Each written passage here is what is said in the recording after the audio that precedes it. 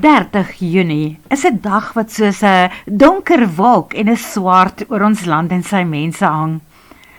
Ons luister gewoonlik in die oggende na pastoor Stef se boodskap en vanoggend sê hy, dit was sy boodskap gisteraand, kyk op, moenie angstig rondom jou kyk nie.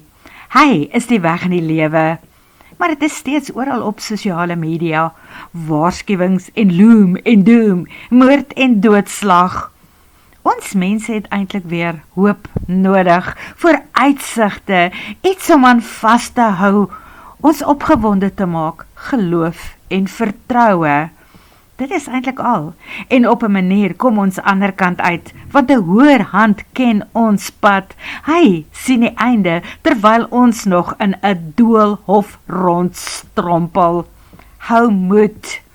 Kom ons vertel vir mekaar stories van hoop, stories van hoe alles weer beter geword het, beter kan word, stories met gelukkige eindes. Skryf jy? Of wil jy graag skryf?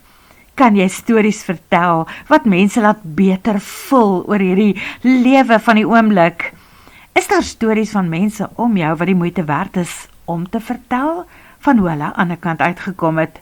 Stories van tweede kanse, dit kan in liefdesverhale wees, wonderwerke wat gebeur het, spookstories, speurverhale, misdaadstories. Ek soek jou stories ook.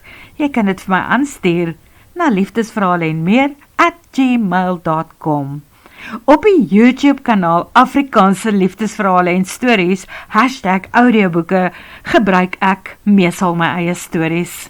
Dit is korter en langer stories en selfs vervolgboeke. Elke dag 'n hoofstuk geskryf en bygelees wanneer dit klaar is. Dit vat partykeer 2 of 3 dae. Op die oomblik skryf ek aan soveel meer.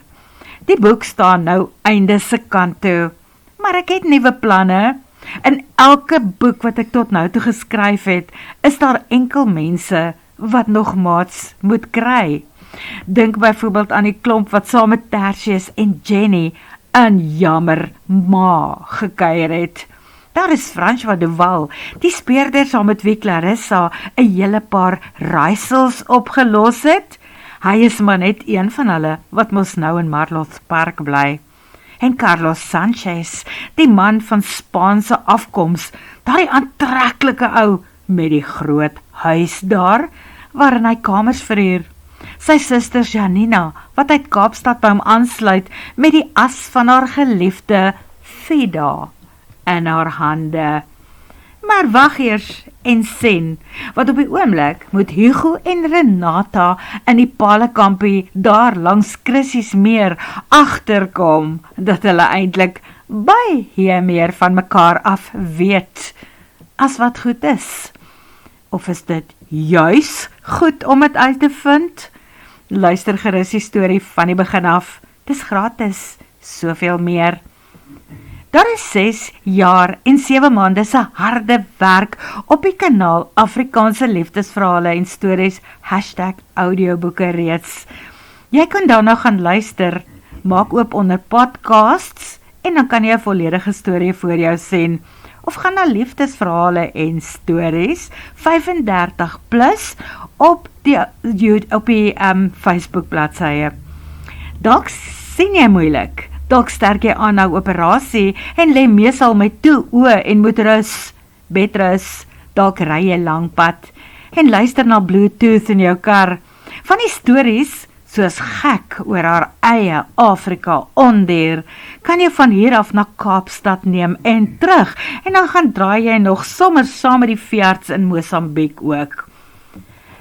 Ek kan nie dit regtig om ander skrywers se stories ook op die kanaal voor te lees.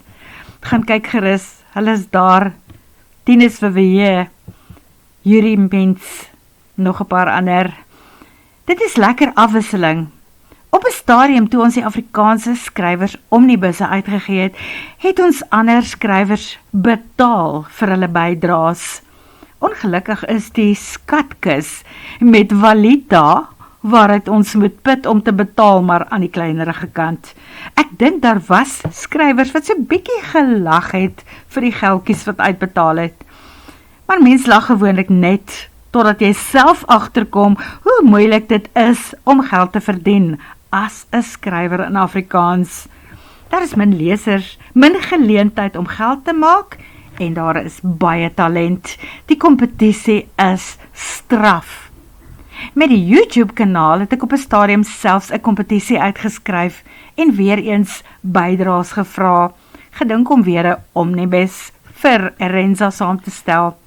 Gesê sodra daar 10 inskrywings is, genoeg om 'n omnibus saam te stel, dan kies ons 'n wenner tussen die klomp. Ons het 2 inskrywings ontvang. Miskien was daar nog te min mense wat die waarde van audioboeke op die YouTube-kanaal raak gesien het. Maar nou begin dit veld wen, want daar is heel wat gesiglose kanale wat voorlesings doen. En dit groei. Wat meer is, die voorlesings van korter stories is nogal goeie promosie en advertensie vir jou eie skrywersnaam. Sien dit in daai lig. Ek sien dit self, want ek verkoop my boeke as PDF e-boeke vanaf Afrikaanse liefdesverhale en stories, en nie almal wil 'n hele boek luister nie. Hulle soek hy boek, hulle wil dit self lees, so kontak my gerus. Intussen het ek natuurlik gesien wat YouTube betaal vir voorlesings, en dit, dames en here, is byna bokkerol. Hoe klink $1 vir 1000 keer se luister van mense af? As jy gaan kyk hoeveel keer my stories geluister is, hoor ek al hoe sê jy, ag shame man, hoekom hou jy vol daarmee? Want ek is committed. Daar is meer as 42 Afrikaanse luistermaters wat elke dag wag vir die vervolgstorie en wag vir nuwe stories, en dit geniet. As ek hulle die dag in die steek laat, want ek kon nie daarby uitkom nie, dan voel ek soos 'n hond. Daardie klompie luistervriende is my mense en hulle is vir my belangrik. Ek doen dit vir hulle en vir die spesialis tussen hulle wat bereid is om terug te praat of die like knoppie te druk of die wat bereid is om te subscribe op ons kanaal. Dan weet ek hulle is daar en dit is kosbaar. Dit moedig my aan te hou vir 42 Afrikaanse luistermaats. Ek spot daar daarom so 'n bietjie meer. Ek probeer elke dag of elke tweede dag 'n hoofstuk van 'n boek by te skryf. So af en toe sit ek 'n korter, volledige storie ook tussenin op wanneer die inspirasie my pak. Probeer dit gerus self. Dink elke dag of ten minste 1 maal per week 'n storie uit en pen dit neer. Ek weet daar was so 'n kompetisie en mense het nogal bygehou. Om so te skryf, hou 'n mens skryf fiks. Dit is soos om gym toe te gaan, of dit is erg verslawend. Ek is op die oomblik verslaaf aan skryf. Ek probeer om variasies in die stories in te bou, geen 2 op dieselfde resep aan te pak nie. Die een waarmee ek op die oomblik besig is, soveel meer, is 'n bietjie aan die stout kant, want die heldin is 'n skryfster met 'n skuilnaam, wat op 'n erotiese app skryf. Maar soos reeds gesê, die storie is amper klaar, maar jy kan hom van die begin af gaan volg op die YouTube-kanaal.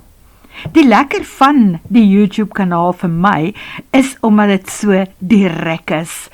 Ek dink vandag die hoofstuk van die storie uit, of 'n volledige storie, lees hom 'n paar keer deur en dan sit ek hom op. Dit gaan nie deur 'n meule nie. Dit is eintlik goed of sleg. My storie wat ek later op Smashwords en Kobo opsit, is gewoonlik nie geredigeer nie. Daar is nie tyd om te doen nie. Ek het eenvoudig net nie meer tyd daarvoor ook nie. Behalwe dat ek nou op Facebook die bladsy Afrikaanse liefdesverhale 35+ en stories begin het om dit hoofstuk vir hoofstuk op te sit vir mense wat dit self wil lees. Gaan kyk gerus daar, blaai terug op die bladsy en dan begin jy van vooraf. Of luister na die storie. Alles wat ek doen is gratis vir jou. Ek kry my sente van YouTube af. Dit gebeur elke 4 maande, dan betaal hulle, wel, dit moet opbou tot op 'n sekere bedrag, soos royalties of tantieme, wat net so terloops ook maar min is, as jy in Afrikaans skryf, behalwe as jy 'n baie groot naam het. Tantieme by groot Afrikaanse uitgewers gebeur gewoonlik elke 6 maande, dan voel dit 'n bietjie meer.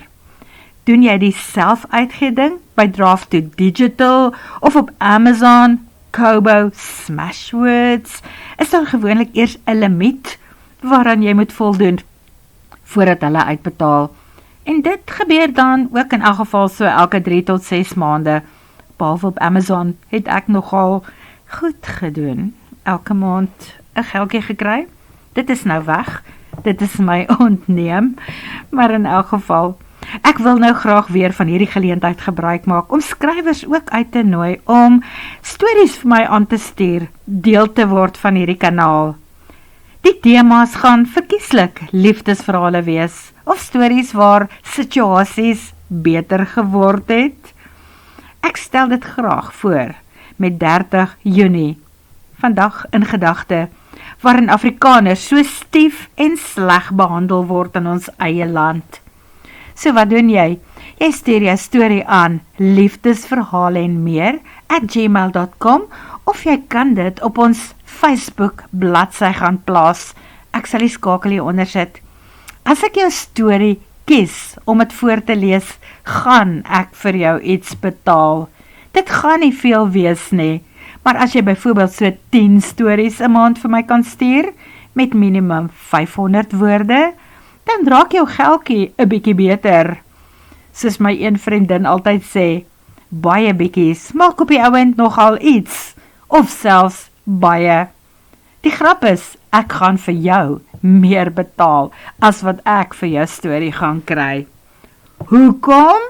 Want die YouTube kanaal, hierdie een wat 6 jaar en 7 maande oud is vir my kosbaar, en ek hoop om steeds gehalte stories vir ons luistermaats vir julle hierop aan te bied. As jy wil deelneem, as jy wil skryf, begin deur in te skakel by ons Facebook bladsy. Op Facebook, Afrikaanse liefdesverhale 35+ en stories. Of stuur vir my 'n WhatsApp na 0665 865 787. Moet asseblief net nie bel nie. Ek is meesal 'n patter. Dit is waarmee ek eintlik geld maak. Dan is my hande in die klei en ek mors nie my foon meer met kleihande op nie. Jy kan 'n stemboodskap of 'n skrywe daarna toe stuur. Ek sal jou later antwoord. En van nou af en van hier af nog steeds voorspoed Afrikaanse liefdesverhale en stories #audioboeke. En dankie dat jy ingeskryf is en deel is van hierdie kanaal. Mooi loop en sterkte met 30 Junie. Ek hoop dat alles wat die vyand aanpak om ons dag vir ons op te mors, sommer net so in water oplos en verdwyn. Dankie dat jy geluister het.